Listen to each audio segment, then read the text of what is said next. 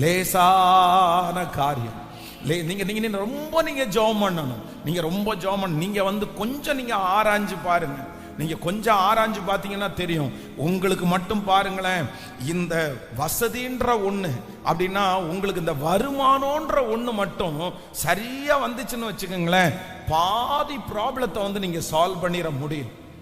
நீங்க சால்வ் பண்ணிட முடியும். ஆண்டவரோட இருக்கிறோம், நம்ம நெருங்குறோம், நம்ம ஜெபம் பண்றோம். ஆனா நிறைய பிரச்சனைகளுக்கு காரணம் என்ன தெரியுமா?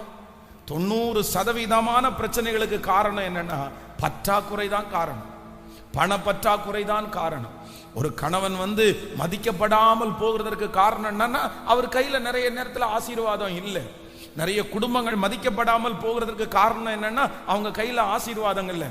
நம்ம ஆசீர்வதிக்கப்படுறது நம்முடைய பெருமையை காமிக்கிறதுக்காக அல்ல, நான் எவ்வளவு உயர்ந்திருக்கிறேன்றது காமிக்கிறதுக்காக அல்ல.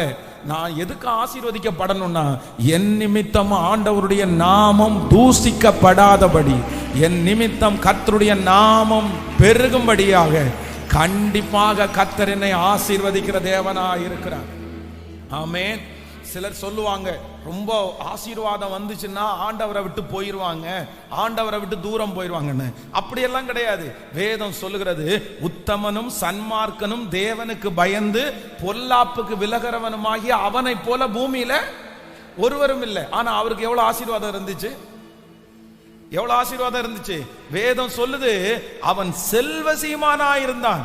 யோபுவும் ஆண்டவர் பல மடங்கு கர்த்தரை ஆசீர்வதிச்சிருந்தாரு. அந்த தேசத்திலே இருந்ததிலேயே அவன் மிகப்பெரிய ஆசீர்வாதம் உள்ளவனா இருந்தார். அப்போ ஆசீர்வாதம் இருந்ததுனால நம்ம ஆண்டவரை மறுதலிப்போம் அப்படின்னு எல்லாம் சொல்ல முடியாது. அப்படியெல்லாம் கிடையவே கிடையாது. ஆனா ஆசீர்வாதம் வர வர சில நேரத்துல நம்ம இன்னும் ஆண்டவருக்கு நேசமாய் மாறுவோம். பாருங்க, உங்க வாழ்க்கையில கர்த்தர் உங்களுக்கு ஆசீர்வாதத்தை கொடுக்க ஆரம்பிச்சா உங்களுக்கு என்ன தோணும் தெரியுமா? இவ்வளோ நான் மோசமா இருந்த என்ன கர்த்தர் இவ்வளவு ஆசீர்வதிச்சிருக்கிறாரு, இவ்வளவு நடத்தி இருக்கிறாரு.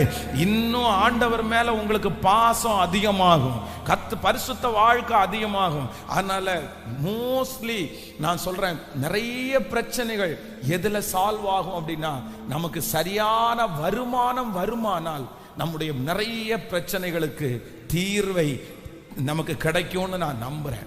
அதனால இந்த 40th day 40வது நாள் எல்லாரும் ஜெபிக்கணும். எதுக்கு ஜெபிக்கணும்னா, என் கைகளை ஆசீர்வதிக்கிற கர்த்தர் என்னோடு கூட இருக்கிறார். எனக்கு ஒரு வருமானத்தை கர்த்தர் தரணும் ஆண்டவரே. மாதம் மாதம் உங்களுக்கு ஒரு புதிய வருமானம் வரட்டும். டெய்லி ஆண்டவர் உங்களுக்கு ஒரு வருமானத்தை கர்த்தர் தரட்டும். ஏதோ ஒரு